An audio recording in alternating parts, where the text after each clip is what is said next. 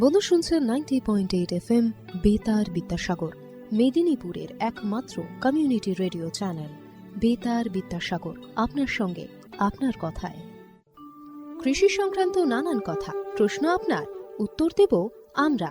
কৃষিক্ষেত্রের নানান খুঁটিনাটি তথ্য নিয়েই শুরু হচ্ছে আমাদের অনুষ্ঠান ম্যাটিক্স কৃষি পাঠশালা। নমস্কার বন্ধু, শুরু হচ্ছে আজকের ম্যাটিক্স কৃষি পাঠশালা। আজকের ম্যাটিক্স কৃষি পাঠশালার বিষয়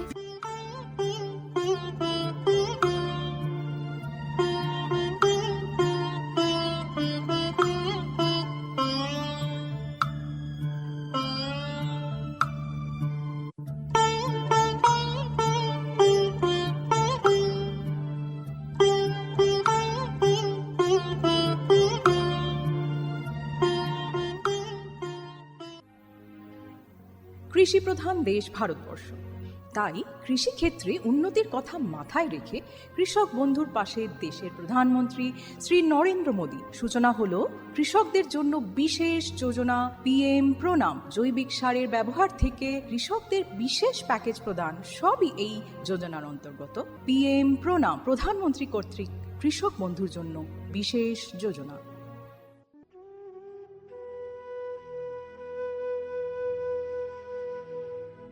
PM প্রণাম, এই প্রকল্পের সম্পর্কেই বিস্তারিত জেনে নেব এবার।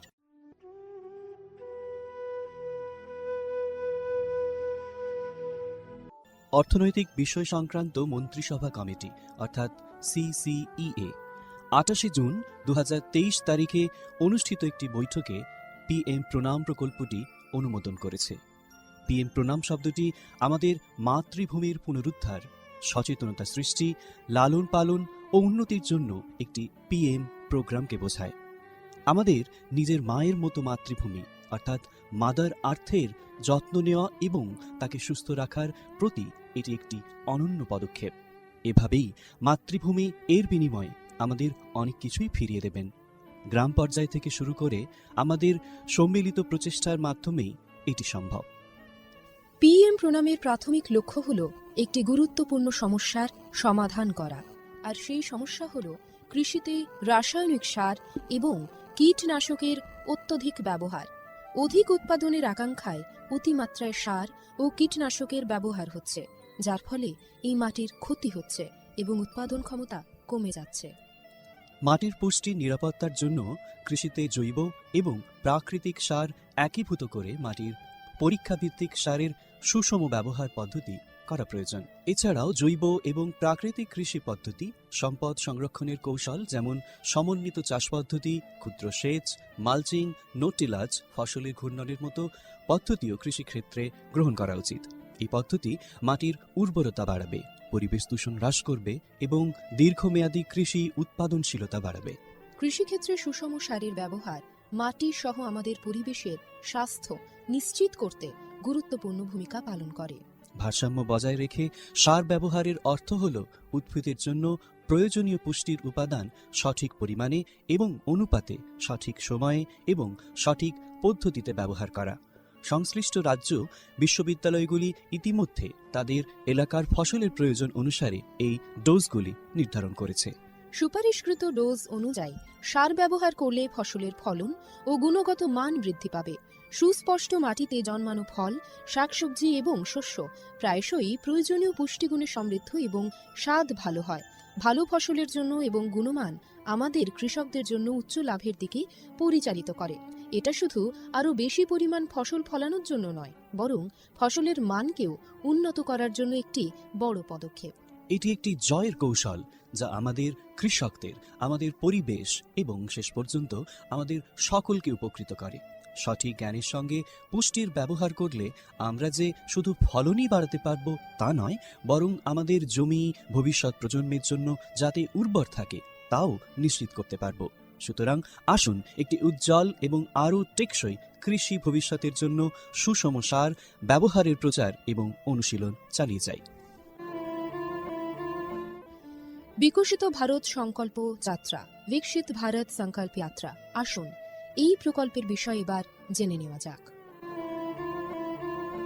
এই প্রকল্পের মূল উপাদানগুলির মধ্যে একটি হল PM প্রণাম প্রকল্প এবং কৃষিতে VBSY এর একটি আকর্ষণীয় বিষয় এই যে এর মাধ্যমে বিভিন্ন ফসল এবং গাছপালাগুলিতে এবং জলে দ্রবণশীল সার স্প্রে করার পদ্ধতি প্রদর্শনের জন্য ব্যাপক পরিমাণ ব্যবহার করা।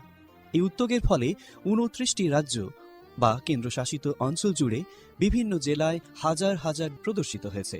এই ব্যবহারিক পন্থা কার্যকরভাবে আধুনিক কৃষি প্রযুক্তি গ্রহণের সুবিধার কথা বলেছে। নাগরিকদের মধ্যে টেকসই কৃষির অনুশীলন সম্পর্কে আরও তথ্য প্রচার করাই এই প্রকল্পের উদ্দেশ্য। উল্লেখ্য, এই প্রোগ্রামটি একটি অপ্রতিরোধ্য সাড়া পেয়েছে এবং লক্ষ লক্ষ দর্শক ড্রোন প্রদর্শনীর সাক্ষী দেখেছে। কৃষকরা বিশেষ করে প্রচলিত ইউরিয়ার তুলনায় ন্যানো ইউরিয়ার উপকারিতা বুঝে ন্যানো সার প্রয়োগে গভীর আগ্রহ দেখিয়েছেন। এই ইভেন্টগুলির সময় আলোচনার আর কথোপকথনের মাধ্যমে করা অনুশীলনগুলি যথেষ্ট কার্যকরী হয়েছে, যা কৃষকদের মধ্যে ক্রমবর্ধমান সচেতনতা এবং আগ্রহ প্রদর্শন করেছে। প্রধানমন্ত্রী কৃষি সমৃদ্ধি কেন্দ্রগুলি VBSY প্রোগ্রামগুলিকে সমর্থন করার জন্য সক্রিয় ভূমিকা পালন করেছে, যার ফলে এই উদ্যোগের সহযোগিতামূলক প্রকৃতির উপর জোরও দেওয়া হয়েছে। বিকশিত ভারত সংকল্প যাত্রা শুধু একটি যাত্রা নয়, এটি ভারতীয় কৃষির জন্য একটি টেকসই এবং প্রযুক্তিগতভাবে উন্নত ভবিষ্যতের দিকে একটি রূপান্তরমূলক পদক্ষেপ। যাত্রার অগ্রগতির সঙ্গে সঙ্গে এটি দেশের কৃষি ল্যান্ডস্কেপকে নতুন রূপ দেওয়ার, উদ্ভাবনকে উৎসাহিত করার এবং সবার জন্য একটি সবুজ আরও সমৃদ্ধ ভবিষ্যৎ নিশ্চিত করার প্রতিশ্রুতি দেয়। পদ্ধতির প্রচারের মাধ্যমে এটি শুধুমাত্র সচেতনতাই তৈরি করছে না, বরং কৃষকদের আরও সমৃদ্ধ এবং পরিবেশ বান্ধব ভবিষ্যতের জন্য উদ্ভাবন গ্রহণ করতে অনুপ্রাণিত করছে।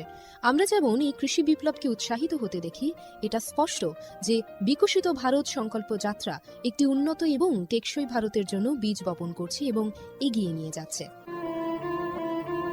এরই অঙ্গ হিসেবে আমাদের এবারের অনুষ্ঠান বেতারের মাধ্যমে কৃষি বন্ধুর জন্য সচেতনতামূলক অনুষ্ঠান ম্যাটিক্স কৃষি পাঠশালা। শুনতে থাকুন বেতার বিদ্যাসাগর FM 90.8। স্বাস্থ্যকর মাটি, স্বাস্থ্য ভারত।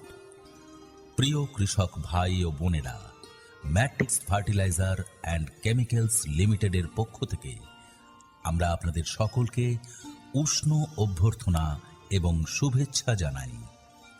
বন্ধুরা, matrix fertiliser and chemicals limited Paschimbanga রাজ্যের পূর্ব বর্ধমান জেলার পানাগড়ে অবস্থিত একটি ইউরিয়া উৎপাদনকারী সংস্থা। ম্যাট্রিক্স প্ল্যান্টটি পশ্চিমবঙ্গের প্রথম এবং একমাত্র ইউরিয়া কারখানা। আপনারা সবাই জেনে খুশি হবেন যে মাটি পরীক্ষার জন্য কোম্পানি কর্তৃক একটি ভ্রাম্যমাণ মৃত্তিকা পরীক্ষাগার স্থাপন করা হয়েছে, যা সমগ্র বাংলায় তার পরিষেবা প্রদান করে। এর পাশাপাশি কৃষকদের চাহিদা অনুযায়ী সংস্থার দ্বারা অন্যান্য নতুন পণ্য উপলব্ধ করা হয়, যার মাধ্যমে আপনারা সকলেই আপনাদের চাষে আরও বেশি ফলন এবং মুনাফা পেতে পারেন। এখন শুনবেন mechanism of soil erosion, effects and preventing measures. নমস্কার শ্রোতা বন্ধু, আপনারা সরাসরি শুনছেন আমাদের বেতার বিদ্যাসাগর থেকে। আমি প্রতাপচন্দ্র সিং, সহ কৃষি অধিকর্তা, শালবনী ব্লক, পশ্চিম মেদিনীপুর। আজকে উপস্থিত হয়েছি গতদিনের মতো আজকে উপস্থিত হয়েছি আমরা এই ভূমিক্ষয় এবং তার ভূমিক্ষয় কী করে প্রতিরোধ, এই বিষয়ে সংক্রান্ত আলোচনা। এবং আজকেও আমরা একটা গুরুত্বপূর্ণ এই ভূমিক্ষয়ের অন্য একটা দিক নিয়ে আজকে আপনাদের সামনে আলোচনা করব, এবং সেটা হচ্ছে যে মেকানিজম অফ সয়েল ইরোশন, যে ভূমিক্ষয় কিভাবে হয় সেটা আমরা যেমন আলোচনা করব, তার সাথে সাথে ভূমিক্ষয়ের এফেক্ট কী, খারাপ দিকগুলো কী কী, যে এত ভূমিক্ষয়। গতদিনে আমি আলোচনা করেছিলাম যে ভূমিক্ষয় বিষয়টা কী এবং কিভাবে কারা ঘটায়, এবং আজকে যেটা আলোচনা করব সেটা হচ্ছে ভূমিক্ষয় কিভাবে হয়ে থাকে, ভূমিক্ষয়টা হয় কিভাবে, তার মেকানিজমটা কী, এবং সেই সাথে সাথে এর এফেক্টটা কী, যে ভূমিক্ষয়ের ফলে বা কী খারাপ কী ঘটছে, বা কেন আমাদেরকে এই ভূমিক্ষয়ের বিষয়ে আরও বেশি কনসার্ন হতে হবে, আরও বেশি সচেতন হতে হবে, তবে গিয়ে আমরা কৃষিকাজটাকে আমরা সায়েন্টিফিক ওয়েতে আমরা করতে পারবো। তো আসুন আজকে আমরা এই জিনিসটা নিয়ে আলোচনা করি। সেটা হচ্ছে যে ভূমিক্ষয়ের আমরা বিগত দিনে আলোচনা করেছিলাম যে ভূমিক্ষয় কারা কারা ঘটায়। সেটা হচ্ছে আমি বলেছিলাম, আপনাদের হয়তো মনে আছে, সেটা হচ্ছে যে একটা হচ্ছে বাতাস আর একটা হচ্ছে জল, এরা যে ভূমিক্ষয় ঘটায়, এবং সেই সাথে সাথে মানুষেরও কিছু কার্যাবলী বোধে বলেছিলাম, আমি আলোচনা করেছিলাম, যেগুলো হচ্ছে ভূমিক্ষয় ঘটায়। তো এই ভূমিক্ষয় তার মেকানিজমটা কীভাবে হয়ে থাকে সেটা আমাদের একটু জানার দরকার আছে। সেটা কীভাবে হয়, মেকানিজমটা কীভাবে? না, এটাই হচ্ছে প্রথম মেকানিজম হচ্ছে ডিট্যাচমেন্ট। ডিট্যাচমেন্টটা কি না, যখন কোনো আঘাত হয় মাটির ওপর বলতে মাটির টপ সয়েল, উপরটা, যে উপরটার মধ্যে আমরা কৃষিকাজ করে থাকি। আমরা কৃষিকাজ করি মাটির উপরের সয়েলটাতে, এবং যে সয়েল, যে মাটি তৈরি হতে থাউজেন্ডস অফ ইয়ার লাগে, হ্যাঁ, মানে হাজার হাজার বছর লাগে ওই মাটি তৈরি হতে। তাহলে কীভাবে তার ডিট্যাচমেন্টটা কীভাবে, ফার্স্ট স্টেপ এটা হচ্ছে ফার্স্ট স্টেপ ডিট্যাচমেন্ট, অর্থাৎ ছাড়াছাড়ি হয়ে যাওয়া। হ্যাঁ, মানে একে থেকে একজনের সঙ্গে আরেকজনের কী হয়, একবারে বিচ্যুত করে দেওয়া। সেটাই বিচ্যুত কারা হচ্ছে, সয়েল পার্টিকেলস। কারা বিচ্যুত হচ্ছে? সয়েল পার্টিকেলস, মাটির যে কণাগুলো সেগুলো যে বিচ্যুত হয়ে যাচ্ছে একে অপরের কাছ থেকে এই গ্রাউন্ডে। কীভাবে ঘটছে, কে বিচ্যুত করাচ্ছে? বিচ্যুত তারাই ঘটাচ্ছে, সেটা কি, যে এজেন্টগুলো, যেমন কি রেনড্রপ, বৃষ্টির ফোঁটা। তাহলে বৃষ্টির ফোঁটা যখন পড়ছে, ফোর্সে যখন পড়ছে, তার যে কাইনেটিক এনার্জি আছে, তাহলে সে যখন গিয়ে আঘাত করছে মাটির উপরের টপ সয়েলকে, তখন কি হচ্ছে, মাটির যে কণাগুলো আছে সেই কণাগুলো আঘাতের ফলে একে অপরের থেকে বিচ্যুত হয়ে যাচ্ছে, সরে যাচ্ছে। এইটাকে বলা হয়, মানে তার যে কম্প্যাক্ট, সে যে এক জায়গায় ছিল, কম্প্যাক্ট ছিল, একে অপরের সঙ্গে লেগেছিল, যেই রেনড্রপটা বা বৃষ্টির ফোঁটাটা জোরে পড়লো, আঘাত করলো, কাইনেটিক এনার্জি যে তার মধ্যে ছিল সেটা ফোর্সে এমনভাবে করলো, তার ফলে মাটির পার্টিকেলস বা কণাগুলো একে অপরের থেকে আলাদা হয়ে বিচ্যুত হয়ে গেল। এবং এই যে বিচ্যুত হওয়াটা, তার মানে এটা কি ফিজিক্যালি তাকে ডিস্টারবেন্স করা হলো, তাকে বিরক্ত করা হলো মাটিটাকে। এইটা হয়। এটা যেমন কিভাবে হতে পারে, এই বিচ্যুতটা হয় এটা রেনড্রপের মাধ্যমে হতে পারে। আরেকটা হতে পারে যেটা মানুষের অ্যাক্টিভিটি। যেমন কি মানুষের অ্যাক্টিভিটি বলতে কি, আমার কৃষক বন্ধুরা আপনারা নাঙল করেন, তাহলে জমির মাটি একটা আনডিস্টার্ব অবস্থাতে আছে। যখন জমির মাটিকে আপনি যখন প্রথম নাঙল করতে যাচ্ছেন, দেখবেন মাটিটা একটা কোনো ডিস্টার্ব নেই, মাটিটা তার কণাগুলো কিন্তু একে অপরের সঙ্গে লেগে আছে। আপনি যখনই নাঙল করলেন, এদিকে একবার ক্রস প্লাইং করলেন, একবার উত্তর দক্ষিণ করলেন, একবার পূর্ব পশ্চিম করলেন, যখন নাঙল করছেন তখন মাটির কণাগুলোকে আলগা করে দিলেন। তার মানে তাদের মধ্যে যে অ্যাটাচমেন্ট ছিল, সেই অ্যাটাচমেন্টগুলো পার্টিকেলসের মধ্যে, সেটাকে আপনি ভেঙে দিলেন। তার মানে তারা কিন্তু ডিটাচড হয়ে গেল, মানে একে অপরের সঙ্গে আর লেগে নেই। তাহলে এটাই কিন্তু প্লাইং, মানে যেটাকে নাঙল করা, এর মাধ্যমে কিন্তু ডিট্যাচমেন্ট হয়। তাহলে এটা কিন্তু একটা মেকানিজম। তাহলে প্রথমে মৃত্তিকা ক্ষয় হতে হলে তার প্রথম শর্ত হচ্ছে তাকে ডিট্যাচমেন্ট হতে হবে। সেটা ফোর্সে, যেটা বললাম যে আপনার জলের ফোঁটার মাধ্যমে হতে পারে, বা আমাদের নাঙলের মানুষের কার্যকলাপের মধ্যে হতে পারে। এটা একটা ছিল ডিট্যাচমেন্ট। দ্বিতীয় কি মেকানিজমে কি আছে, সেটা হচ্ছে যে এটাকে ট্রান্সপোর্ট হতে হবে। তার মানে আমি ডিট্যাচমেন্ট হয়ে এক জায়গায় আছি, তার মানে কিন্তু আমার ভূমিক্ষয় হলো না। আমি তো আলগা করে দিয়েছি, আমার জমির মাটি জমিতেই আছে। তাহলে এটা কি ভূমিক্ষয়? না, কখনোই না। ভূমিক্ষয় কখন হবে? এই যে ডিট্যাচমেন্ট আপনি করলেন, এটা যদি আপনার জমি থেকে বেয়ে যদি অন্য কোথাও যদি চলে যায়, বয়ে চলে যায়, সেটা জলের মাধ্যমে হতে পারে বা বাতাসের মাধ্যমে হতে পারে, তখন কিন্তু, অর্থাৎ ট্রান্সপোর্টেশন হওয়া, একটা জায়গা থেকে আর একটা জায়গাতে বয়ে নিয়ে যাওয়া, সেটা যদি হয়ে থাকে তবে গিয়ে কিন্তু আপনার কিন্তু এরোশন কিন্তু হচ্ছে, মানে আপনার ভূমিক্ষয় কিন্তু হচ্ছে। তাহলে সেকেন্ড শর্ত কি হচ্ছে, ট্রান্সপোর্টেশন। অর্থাৎ একটা এই ডিটাচ যে পার্টিকেলসগুলো, মাটির যে কণাগুলো, সেই কণাগুলো ট্রান্সপোর্টেশন হবে কার মাধ্যমে? জলের মাধ্যমে হতে পারে, বাতাসের মাধ্যমে হতে পারে, অথবা গ্র্যাভিটির মাধ্যমে হতে পারে। গ্র্যাভিটি বলতে কি, মাধ্যাকর্ষণ শক্তি। আমরা জানি গাছ থেকে ফল মাটির নিচের দিকে পড়ে, হ্যাঁ, উপরে যায় না, মাটিতেই পড়ে। তাহলে এই যে গ্র্যাভিটেশনাল ফোর্স, যেটা বলে গ্র্যাভিটি, এর মাধ্যমে ডিটাচ হতে পারে, ডিটাচমেন্ট হতে পারে, একটা জায়গা থেকে আরেকটা জায়গায় ট্রাভেল করে চলে যায়। তাহলে সেটা যে ট্রাভেল করাটা কি, যেগুলো ফাইন পার্টিকেলস, যেগুলো যে মাটির কণাগুলো অত্যন্ত ফাইন বা সূক্ষ্ম, সেগুলো একটু বেশি দূর যাবে, আর যেগুলো একটু মোটা সেগুলো একটু কাছাকাছি থাকবে। এটাই যে ট্রান্সপোর্টেশন হলো। আর তৃতীয় শর্ত কি, তৃতীয় মেকানিজম হচ্ছে সেটা যে ডিপোজিশন। তার মানে এটা গিয়ে কোথাও না কোথাও তো জমা হবে। সেটা জমি যদি মোটা পার্টিকেলস যদি হয়, সেটা তাহলে পার্শ্ববর্তী জায়গায় গিয়ে সেটা জমা হবে, গড়িয়ে গড়িয়ে যাবে। আর যদি ফাইন পার্টিকেলস যদি হয়ে যায়, যদি ডিট্যাচমেন্ট হয়, সেটা একটা জায়গা থেকে আরেকটা দূরবর্তী জায়গাতে গিয়ে সেখানে জমা হবে, অথবা জলের মাধ্যমে গিয়ে কোনো একটা লো ল্যান্ড বা নিচু জায়গায় গিয়ে সেখানে জমা হবে, যে সেটাকে আবার ভরিয়ে দিবে, সেটাকে বলে ডিপোজিশন বলে। অর্থাৎ ডিপোজিশন মানে কি, একটা নতুন জায়গায় গিয়ে সেটা কিন্তু কোথাও না কোথাও সেটা জমা হবে, যার ফলে কি হয়, সেটাকে সেডিমেন্ট বলে, মানে লেয়ার, মানে পলি গিয়ে পড়ছে, নিচু জায়গায় গিয়ে পলি গিয়ে জমা হয়ে যাচ্ছে। সেটা হতে পারে নদীতে গিয়ে পলি জমা হচ্ছে, মানে উপর থেকে সব ক্ষয়ে আসে, জলের মাধ্যমে বাহিত হয়ে আসে, পলি হয়ে কোনো নদীর নিচু জায়গায় জমা করে দেয় পলি, অথবা লেকে হতে পারে, লেকে গিয়েও জমা হয়, অথবা কোনো রিজার্ভার যেখানে জল ধরে রাখে সেখানে গিয়েও জমা হয় ইত্যাদি। তার ফলে কী হয়, সেখানে একটা নতুন একটা ল্যান্ডফর্ম তৈরি হয়ে যায় আমরা জানি। সেখানে কোথাও নদীর মধ্যে কি দ্বীপ তৈরি হয়ে যায় আমরা জানি, দ্বীপ বদ্বীপ কত রকম আমরা পড়েছি আমরা জানি এইসব জায়গায়। বা রিজার্ভারে গিয়ে সেখানে একটা ছোট্ট একটা উঁচু জায়গা তৈরি হয়ে যায়, বা সেখানকার তার জল ধারণ ক্ষমতা কমিয়ে দেয়, সেখানে নতুন ল্যান্ডফর্ম তৈরি হয়ে যায়। হ্যাঁ, তাহলে এই ধরনের কিন্তু এটা কিন্তু এই ধরনের যে মেকানিজম, অর্থাৎ এই মেকানিজম কিন্তু দেখা যায়। এখন যেটা আমাদের আলোচনা আসবে, যেটা তো মেকানিজম হলো, এই যেটা আমি কিছুক্ষণ আগে বলছিলাম শুরুতে, যে এই মৃত্তিকা ক্ষয়ের ফলে হয়টা কি, কি ক্ষতিটা আমাদের হয় সেটা কিন্তু আমাদের জানার আছে। এই প্রসঙ্গে একটা জিনিস বলি, এটা আপনারা কিন্তু অবাক হয়ে যাবেন। হ্যাঁ, এটা আমার মনে এটা আমাদের প্রত্যেকেরই একটা জানা উচিত এই সংক্রান্ত জায়গায়, যে এই যে মৃত্তিকা যে ক্ষয়, আমি যদি একটা স্ট্যাটিস্টিক্স যদি বলি, আপনারা অবাক হয়ে যাবেন। এই স্ট্যাটিস্টিকটা আমাদের কিন্তু প্রত্যেকের কিন্তু জানার কিন্তু দরকার আছে। স্ট্যাটিস্টিক্সটা কি, এই সংখ্যাটা, যে এই যে মৃত্তিকা ক্ষয়ের যে এফেক্টটা, এটা কতটা গুরুত্বপূর্ণ, এবং যার ফলে কিন্তু আমাদের মানে এই কৃষিকাজের ক্ষেত্রে এই মৃত্তিকা ক্ষয়ের দিকটা কিন্তু আমাদের কিন্তু অবশ্যই কিন্তু মাথায় রাখা দরকার।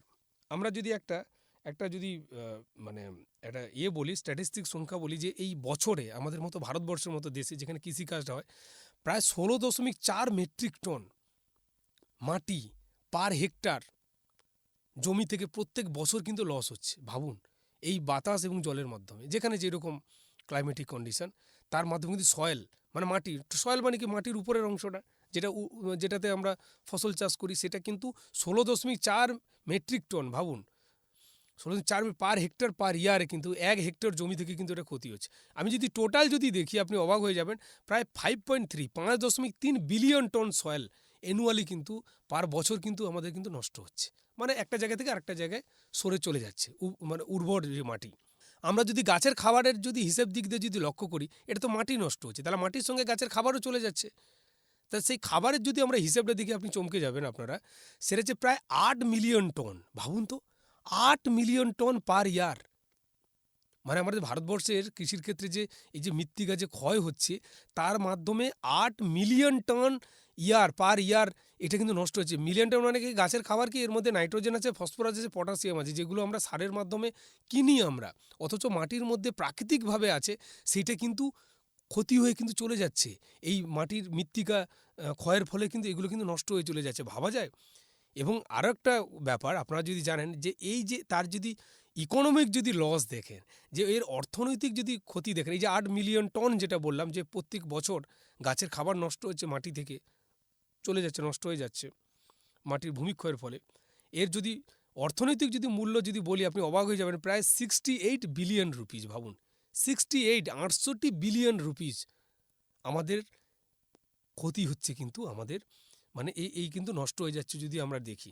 অর্থাৎ যদি আমরা এক প্রকার বলতে পারি, প্রায় 30% আমাদের ভারতবর্ষে যে কৃষির যে জমি আছে, তার 30% ল্যান্ড আমরা কিন্তু মানে সবসময় কিন্তু মৃত্তিকা কিন্তু ক্ষয় কিন্তু হচ্ছে, আর 3% কিন্তু প্রচুর পরিমাণে ক্ষতি হচ্ছে, 30% কিন্তু মাইনর হচ্ছে, আর 3% কিন্তু মানুষের অ্যাক্টিভিটির ফলে কিন্তু নষ্ট হয়ে যাচ্ছে। মানে এই সয়েল এরোশন হয়ে যাচ্ছে, অর্থাৎ এক জায়গা থেকে আরেক জায়গায় এই টপ সয়েলটা কিন্তু চলে যাচ্ছে আমাদের। তাহলে এটা কিন্তু এফেক্ট, ভাবুন তাহলে কত মাটি যেমন নষ্ট হচ্ছে, তার সাথে সাথে গাছের খাবারও কিন্তু নষ্ট হয়ে যাচ্ছে এই ভূমিক্ষয়ের ফলে।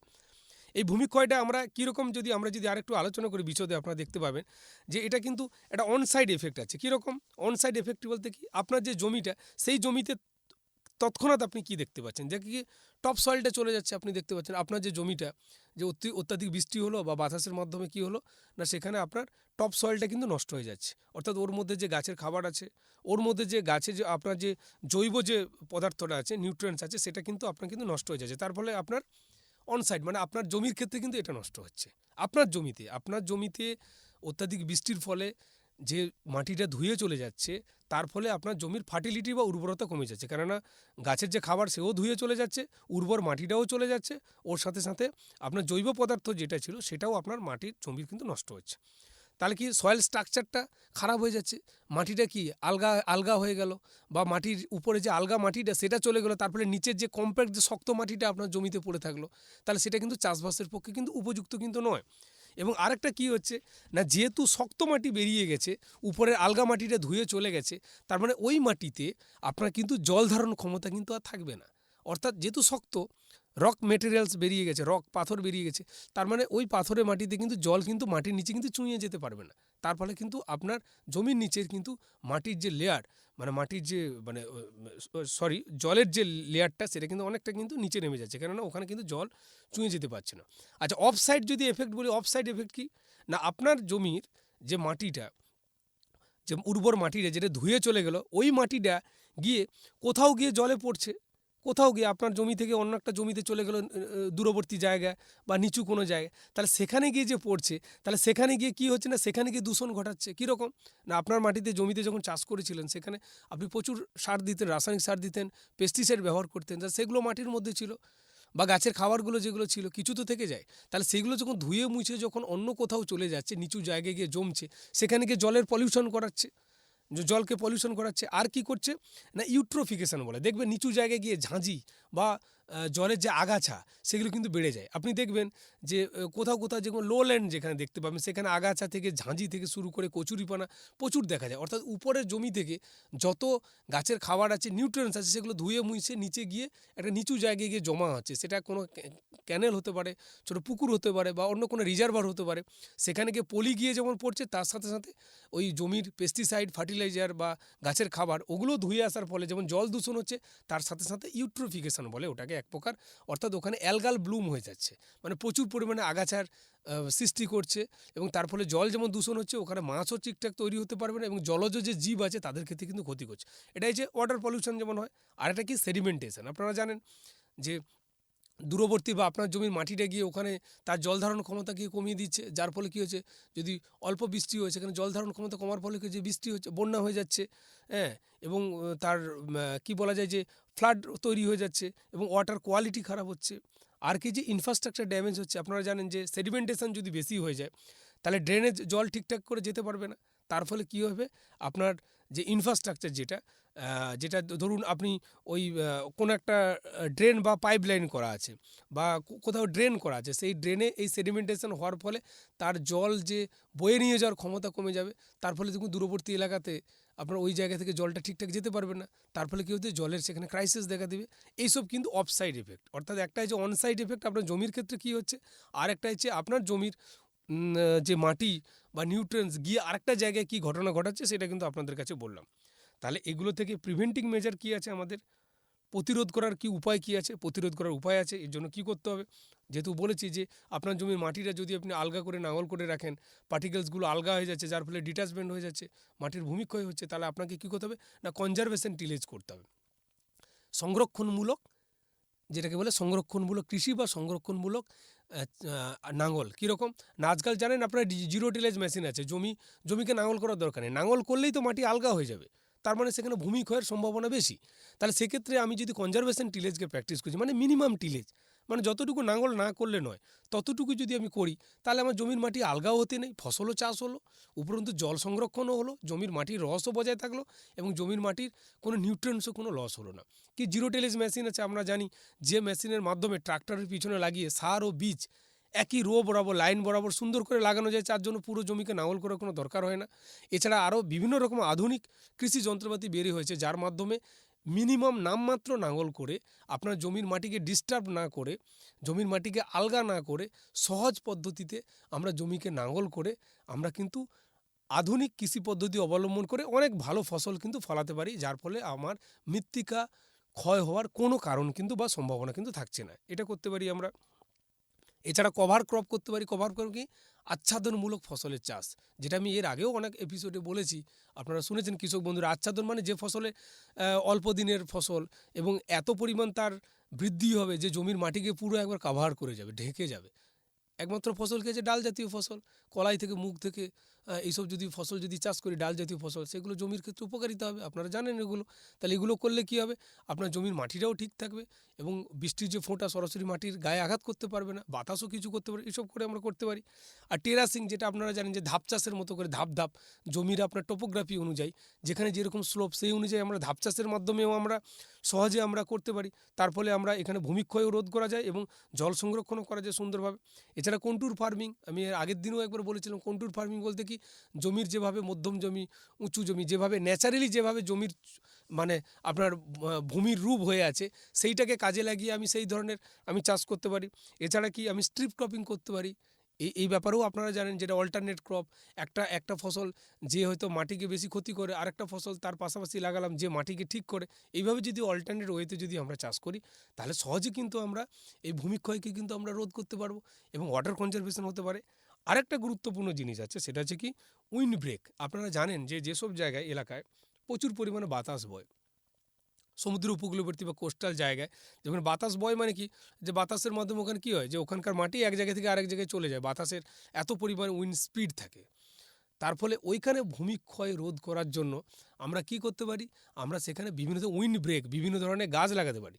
অর্থাৎ যে দিক থেকে হাওয়াটা বইছে সেই দিকে যদি উঁচু ধরনের যদি আমরা যদি কোনো গাছ, মানে যাদের ক্যানোপি বেশি হবে, যাদের ডালপালা বেশি, এই ধরনের গাছ যদি সারি সারি করে যদি আমরা লাগাই, তাহলে সেক্ষেত্রে যে বাতাসটা যে আছে সেই বাতাসটাকে কিন্তু বাতাসের স্পিডটাকে কিন্তু ভেঙে দেবে ওই গাছ মানে বাতাসে যে বেগে আসবে সেই বেগটাকে ওখানে গতিবেগটাকে কমিয়ে দিবে, থামিয়ে দিবে।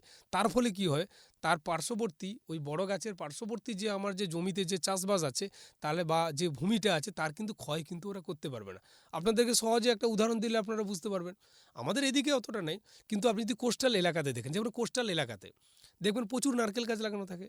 বা দেখবেন কোস্টাল এলাকাতে আপনারা জানেন দীঘা থেকে সুন্দর করে রামনগর বা বিভিন্ন জায়গায় আপনারা গেছেন, বা সুন্দরবনে যদি যান আপনারা সুন্দরী গাছ, গরান, গেঁওয়া, বিভিন্ন ধরনের গাছ আছে না, ফরেস্ট ডিপার্টমেন্ট থেকে ওইগুলোতে আরও বেশি গাছ লাগাচ্ছে। কেন না, ওই গাছগুলো যদি সমুদ্র উপকূলবর্তী বা নদীর কাছাকাছি বরাবর যদি থাকে তাহলে এই যে টাইডাল যে এফেক্ট, অর্থাৎ সামুদ্রিক যে ঝড় অথবা যে জোয়ার ভাটাগুলো হচ্ছে, তাহলে ওইগুলো এসে কিন্তু আলটিমেট কিন্তু আটকায় কিন্তু ওই গাছগুলো। তাহলে ওই গাছগুলো যখন আটকাবে তখন কিন্তু তার গতিবেগ ঢেউটাকে ভেঙে দেয়, অথবা যে উইন্ড স্পিডটা আছে, সামুদ্রিক যে ঝড় আছে তার গতিবেগকে কমিয়ে দেয়। গতিবেগ কমানোর ফলে কী হয়, পার্শ্ববর্তী এলাকায় ভূমিক্ষয় কিন্তু অনেকখানি কিন্তু কমিয়ে দেয়। যার ফলে কোস্টাল এলাকাতে কি হয় না, এই ভূমিক্ষয় কমানোর জন্য কিন্তু এটা কিন্তু একটা দারুণ কিন্তু একটা কার্যকরী কিন্তু পদ্ধতি, সেটা হচ্ছে আপনার উইন্ড ব্রেকস।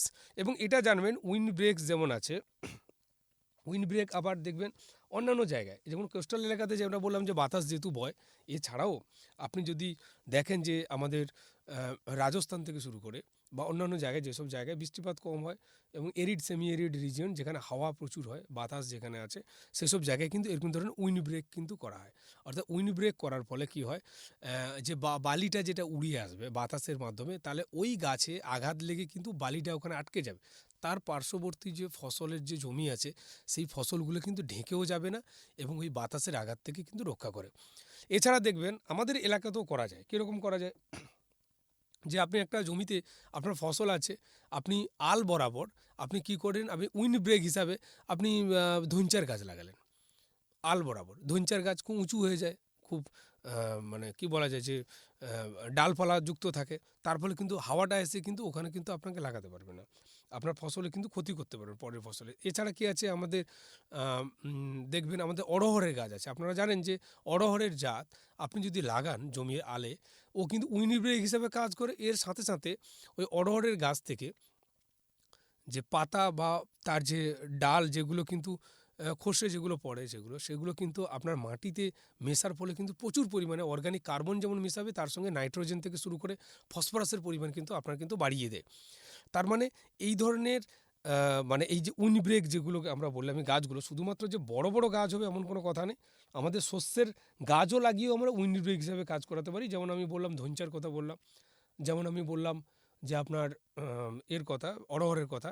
এবং আরেকটা দেখবেন, আরেকটা খুব সুন্দর জিনিস আপনারা দেখতে পাবেন, আপনারা করে থাকেন, দেখবেন যে আপনি অন্য কোনো আপনি লাগিয়েছেন, আপনি রজনীগন্ধা লাগিয়েছেন, রজনীগন্ধার আপনারা দেখি পাঁশকুড়া বা ওই পার্শ্ববর্তী এলাকাতে রজনীগন্ধার গাছ আছে, টিউবরোজ আছে, টিউবরোজের সাইড বরাবর কিছু রো বরাবর দেখবেন গাঁদা গাছ লাগানো থাকে। তাহলে গাঁদা গাছ লাগালে কি হয়, ওটা যেমন অনেকটা উইন্ড ব্রেক হিসাবে কাজ করে, তার সাথে সাথে আরেকটা গুরুত্বপূর্ণ কাজ করে কি না, টিউবরোজে বা রজনীগন্ধাতে এক ধরনের আমরা জানি যে নিমাটোডস লাগে, এক ধরনের নিমাটোড কৃমি। তো ওই কৃমির কারণে দেখবেন মানে আপনার রজনীগন্ধার ফুলের যে আমরা তো রজনীগন্ধাকে ফুলের জন্য চাষ করি, তো ওখানে ফুলের কোয়ালিটি বা তার প্রোডাকশান কিন্তু কমে যায়। এবার আপনি যদি ওর পার্শ্ববর্তী কয়েকটা রো বরাবর যদি আপনি এই আমাদের গাঁদার যদি মেরিগোল্ডের যদি চাষ করা হয়, তাহলে ওই মেরিগোল্ড কী করে ওখানে আপনার ওই মেরিগোল্ড কী করে ওটা এক প্রকার মানে ট্র্যাপ ক্রপ হিসাবে কাজ করে, আবার উইন্ড ব্রেক হিসাবে কাজ করে। ট্র্যাপ ক্রপ কি, অর্থাৎ ওই যে নিমাটোডটা ওটা কিন্তু আটকে দিবে এই মেরিগোল্ড মানে ওই গাঁদা, তার ফলে কিন্তু আপনার এই নিমাটোডের আক্রমণ থেকে কিন্তু বেঁচে যাবে আপনার টিউবরোজ। এই ধরনের নানাবিধ যে পদ্ধতিগুলো আছে আমার মনে হয় এই মাটির যে মৃত্তিকার যে ক্ষয়, এই ক্ষয় রোধের জন্য এগুলো খুবই কার্যকরী এবং গুরুত্বপূর্ণ পদ্ধতি, এবং আমার কৃষক বন্ধুরা এই পদ্ধতিগুলো অবলম্বন করে থাকেন, এবং আমার মনে হয় আগামী দিনে এই পদ্ধতিগুলো অবলম্বন করলে আমরা এর সঠিক সুরাহা পাবো, এবং এই মৃত্তিকা ক্ষয়ের হাত থেকে কিন্তু অনেকাংশ কিন্তু আমরা কৃষিটাকে কিন্তু আমরা কিন্তু এগিয়ে নিয়ে যেতে পারবো।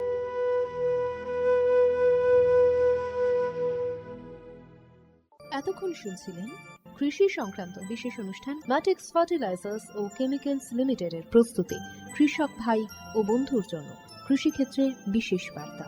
এই ধরনের অনুষ্ঠান আরও শুনতে কানে রাখুন বেতার বিদ্যাসাগর 90.8 FM, ঠিক বেলা 1টায়।